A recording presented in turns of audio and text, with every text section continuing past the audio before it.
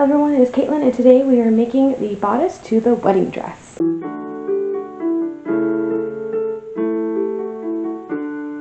Hello and welcome. We are going to talk about doing the wedding bodice today.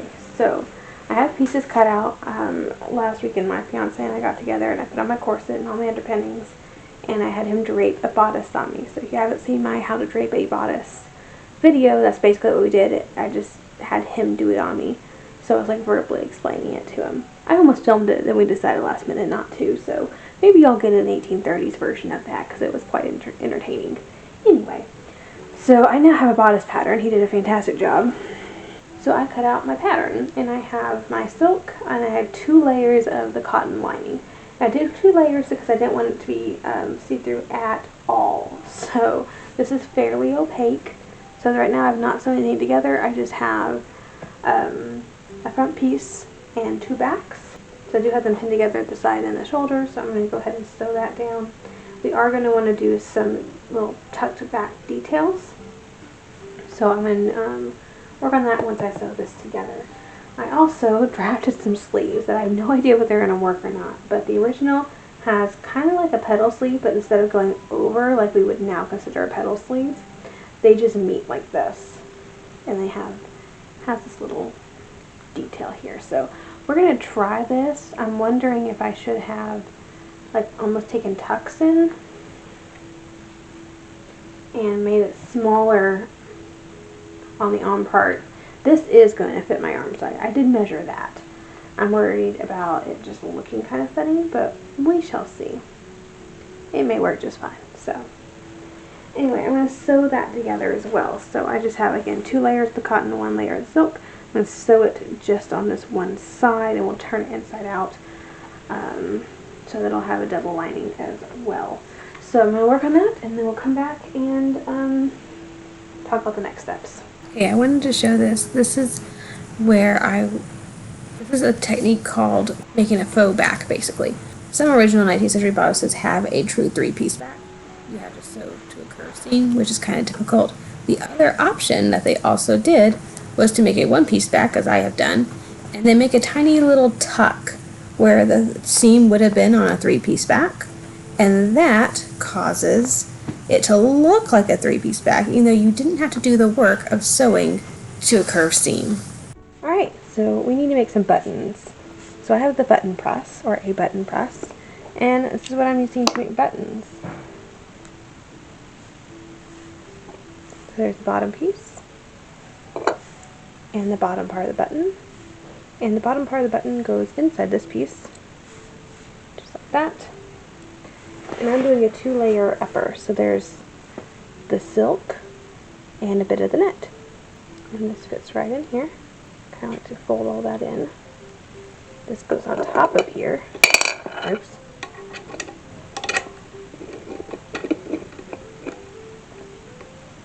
Okay.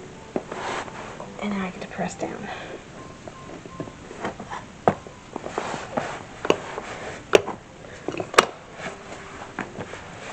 One day I'm going to need to like make a nice table for this that's really like bolted down, because you know I can bolt it down, so I might as well.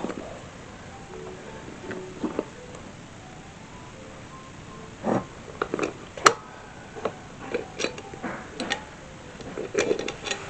Pull it out, and I have a button. So I had to make 22 of these, and then we can go ahead and attach them. Okay, so I am working on putting the sleeves in, and I have one done, so you can just kind of see what it looks like. Isn't it pretty? So the original, it's like a petal sleeve, or sometimes called a tulip sleeve, but not quite. So a modern tulip sleeve, it'll cross over and kind of create this petal shape. This one just meets like the original. So that's what I did. Drafted it myself. Basically I just measured my arm's eye and then made like a swoopy shape. It just kind of went like a half moon almost, but narrower, if that makes any sense at all. And then I just put the trim that matches the skirt on, and I took a length of 39-inch lace by, I think it was 8 inches. I need to measure that again. And I just gathered that up by hand and stitched it in so it's a nice little undersleeve. It doesn't go quite to my elbow, but almost, but it makes me feel comfortable because I don't like short sleeves. So that's about my comfort level, let's say that. So I'm putting in the other sleeve. I decided not to do arm side piping, which is not a period choice, but because this is not necessarily a period dress, it isn't a period dress, it's my wedding dress, I could do what I wanted. So I opted for no arm side piping. So I'm going to stitch this down, and I also have a few other things that I need to do at the same step while I'm at the sewing machine, so get like a lot of machine work done. I was going to put in buttons because I just made buttons, but I figured I'd do all those machine work first, then I can sit down and, you know, buttons are handwork, so we would go ahead and do those at the same time as all the other handwork. But I'm going to, I put a mark here where I want, there needs to be some center front boning, basically to keep this point from flipping up. So I need some boning here, but I don't want to go all the way to the top, mostly because I'm going to use the metal boning, and it's not going to, you know what, I can go all the way up. I can go all the way up and then use German plastic whalebone as my boning. I think I'm boning the rest with German plastic whalebone, so let's go ahead and do German plastic whalebone, which means I can just do it the whole way up. I do need to do darts at some point, but I need someone to fit those, and to be able to fit it, I want to do the back, the closures. It's going to be easier to fit it once I have the closures in. So before I do closures, I want to do the piping around here, because I am going to do piping on the neckline. I'm going to do plain piping, just single piping on the neckline. I am going to double pipe the bottom, but I'm not worried about that yet. So I'm going to sew on the sleeve. I am top stitching the sleeve, which is not a period choice, but I wanted to make sure that the seam, because it goes all the way to the edge, I don't want it to flip out where I see the seam. So I wanted to make sure I had that nicely top stitched. I do need to put in some boning in the back, so I may go ahead and put my boning channels back there. Probably going to be the best bet here. I also think I've decided I want to top stitch on the back seam that we made, because I think it's going to look nice. So I'm going to go ahead and top stitch that as well. So boning channels, top stitching, boning channel, top stitching, boning channel, sewing in sleeve, top stitching the sleeve, and at that point I think we're going to go ahead and make piping and sew in piping. Okay, so we're getting a lot done, but I want to show you what we're doing. So to start with, I need to find my thread. There it is. Putting in the undersleeves, which was just gathered lace, and I'm kind of doing a spaced back stitch. Not going all the way through the layers, just going through the top few. It doesn't need to be totally, you know, secure. It's just undersleeves. Now to finish out the sleeves, we need to trim them. So I have the trim pinned. I haven't done any sewing, and I need to do that. So starting it is always a little bit more difficult, because I want to make sure that this edge isn't going to unravel itself with the braid and all that.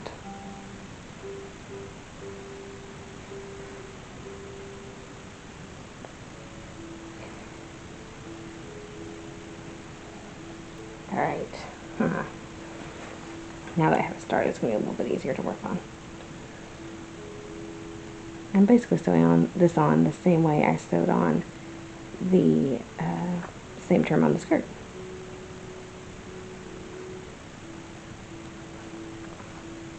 Kind of going opposite of the pearls. So if the pearls are on the bottom, I'm sewing on the top, and if the pearls are on the top, I'm sewing on the bottom. Just kind of going between the loops and going back down on the second loop. That way it kind of holds it in place. It's a little bit more difficult than sewing the one on the skirt, because the hem in there, it makes the fabric a lot thicker. Alright, next up, we're going to be working on,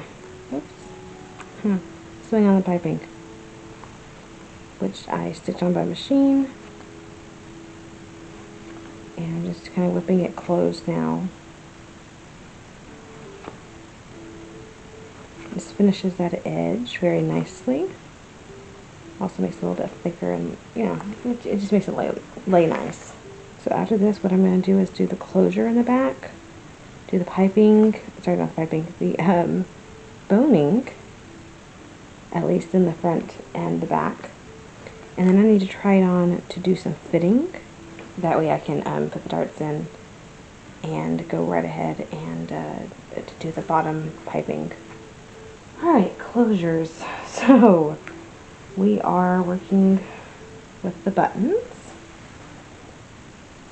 which are working out pretty well. So they're either 1/2 inch or a 5/8 inch, or sorry, 3/8 inch. I don't remember which one they are, but I know we talked about covering them. It's just now I'm just sewing them in. And I went ahead and put in the piping, or not the piping, I keep calling it piping, the boning on this side. I wasn't sure if I was going to do the buttons on top of the boning or next to it. Next to it works out best.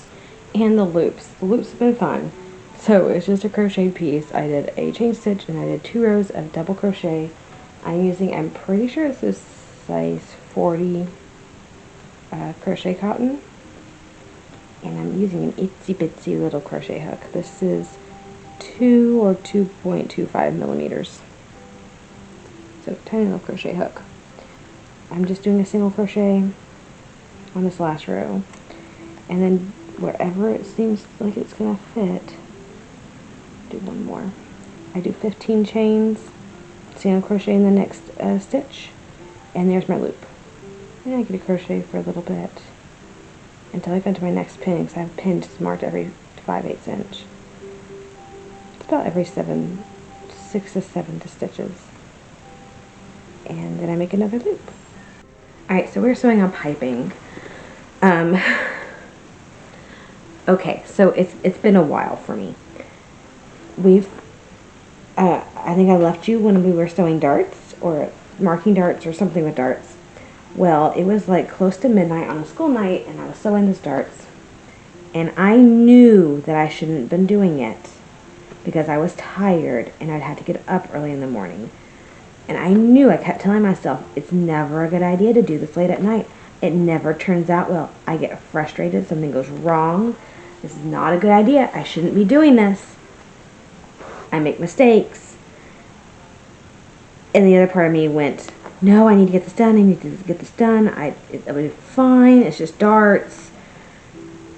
And I had both those warring inside me. I should have listened to the first one. I didn't. So I was sewing the darts, and then I noticed that the bodice was up against the machine leather belt. Well, I have had issues with the belt before. I had to recut some of the skirt lining because that belt has some oil on it, and it had stained the skirt.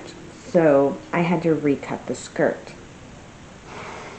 Well, it also stained the bodice right on the front, next to like the center front on the very top, in probably the most obvious place it could have possibly been. And had I been paying attention and not stressed out, I probably wouldn't have put the bodice there in that direction. So that just goes to show that I really shouldn't be doing things late at night. Anyway, so I spent all of Thursday evening crying to my fiance because I ruined it and I was going to have to take everything apart and redo it. He found a few ways to get oil stains out of silk, and I was like, I was supposed to go to an event this weekend. Goliad is like the biggest reenactment in Texas. And I was really looking forward to it. I hadn't been before. At the same time, I had so much stuff to do here. I was kind of like, I don't want to go. I don't want to go. I wanted to see everybody, and I wanted to spend time with everybody, but I didn't want to take the time because I knew I had so much to do here. Well, that happened, and I was like, well, I'm not going to Goliad anymore. And he's like, no, you can still come. You can still come. I said, no, at this point, it's going to take me so much time to get the stain out that it's not worth driving it down to Goliad, because I have to be back early Sunday morning for a bridal shower for my cousin. And if the stain remover doesn't work, I have to take out the sleeves, recut the entire bodice front, redo darts, do all the piping again and all that work, I don't have the time to go. So I ended up staying home from the event, which I'm kind of sad I'm not seeing everybody, but at the same time, I kind of feel relief because I have so much to do. Bridal portraits are Wednesday, and this dress is not done. It should have been done 2 weeks ago, but I decided to put it aside when bridal portraits got, rescheduled due to weather, and I decided, you know what, I'm not going to work on this anymore. I should have worked on it. Anyway, all that being said, it took me most of Friday, actually took all day Friday, to get the stain out. My grandmother started when I was at school by putting talc powder on it and then cornstarch and then putting a ton of weight on it to kind of hopefully absorb the stain. And that lightened it slightly, but it was still very obvious. So I got home and spent the next several hours scrubbing it with a Q-tip and Dawn dish soap, since it gets rid of grease, and a little bit of water. And it took several hours and several tries, but it finally did. I mean, there's still a little bit on. This is the back side, so I'm not concerned about that at all. There was the big old mark right here. Now, I'm not liking how the silk's looking right there. It's just definitely duller than the rest of it. But I'm wondering, and there's still a tiny little mark. You probably can't even see it on camera. I don't think anyone's going to notice it. I am going to have to really press this out. And I don't know what I'm going to do about the sheen, but I don't think it'll be terribly noticeable. I'm hoping it won't.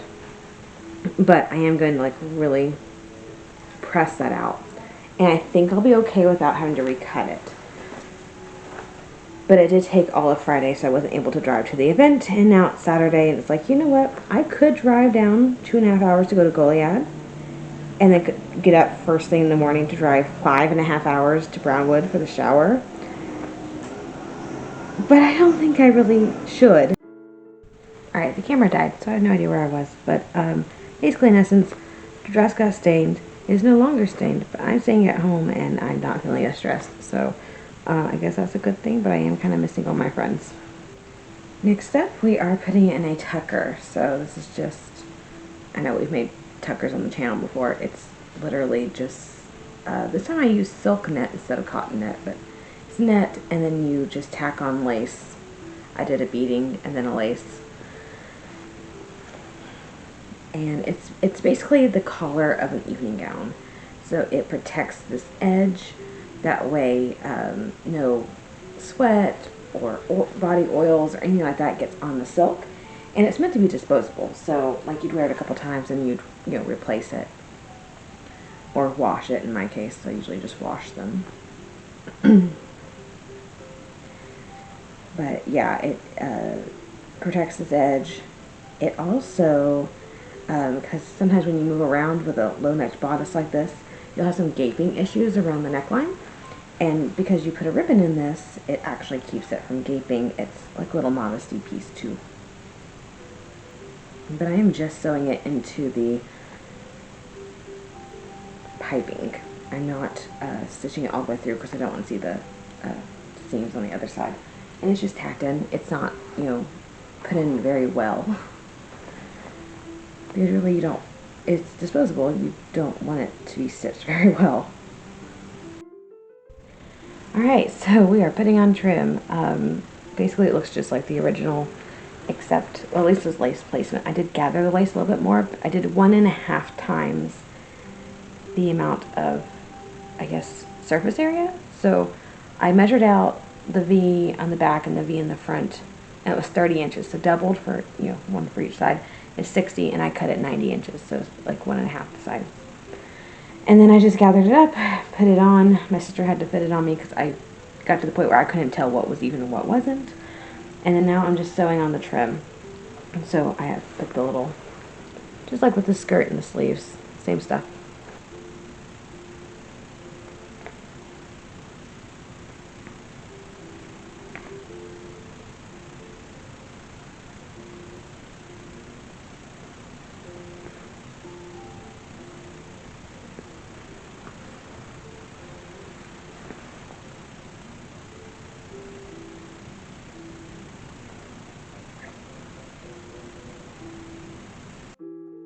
Alright, there's the bodice. So, I don't know, the lace is a little fuller than I thought it was going to be, but it matches the skirt, so I'm okay with it. Although I wonder if it might have looked a little bit better, set a little bit plainer. But again, it's what the skirt shows, so I'm happy with it. So, yeah, I mean, overall, I think the effect is really cute. I do love the slightly ivory color. I don't like the pure bright. I don't like the pure, bright white, like the optic white. So, I'm quite happy with that. And, I mean, the original had flowers, like, right here, and then, like, at the top of the shoulders. I kind of like it like that. I am going to put a brooch right here. But I think that would be all I need. And it looks horrible on the back because it's a bit Edith, but that's kind of what the back looks like with the V as well. I mean, I kind of went back and forth whether I wanted just to swoop it back or if I wanted the V. And I decided to go ahead and go with the V, and I'm happy with that. So I just love the little petal sleeve. You see the lace underneath. I did gather up the lace right here so you can actually see the trim here because it was covering up that. But now it's kind of just, it's a two-tiered effect, just like the skirt. It's just in that fancy little V shape, which I love. So overall, I'm quite happy with how that turned out. It looks great on. I'm not going to show y'all because I do want that part to be a surprise. But yeah, I'm quite happy with how that turned out. It's gorgeous and it looks really good with the skirt. So the wedding dress is done. We just had to work on accessories. Most of it's done on my end, and y'all haven't seen any of it, but most of it's done on my end. I have a couple little pieces I need to work on, but that's a whole lot of work, and that's a big thing off my chest now. So I have other things I need to do, like I'm making all the flowers to decorate the wedding cake, and making the ring bearer's outfit, and probably the flower girl's outfit. So I have lots of other things to keep me busy, but this is the biggest thing off the to-do list. So I'm super excited about it, and we'll keep going, and then eventually you'll get to see it all on as I get dressed. So anyway, thank you so much for joining me today as we made the bodice to my wedding dress. If you enjoyed the video, please like and subscribe to the channel. Click that little bell notification so you're notified anytime I upload a new video. And have a fantastic week, and I'll see you back here on Monday.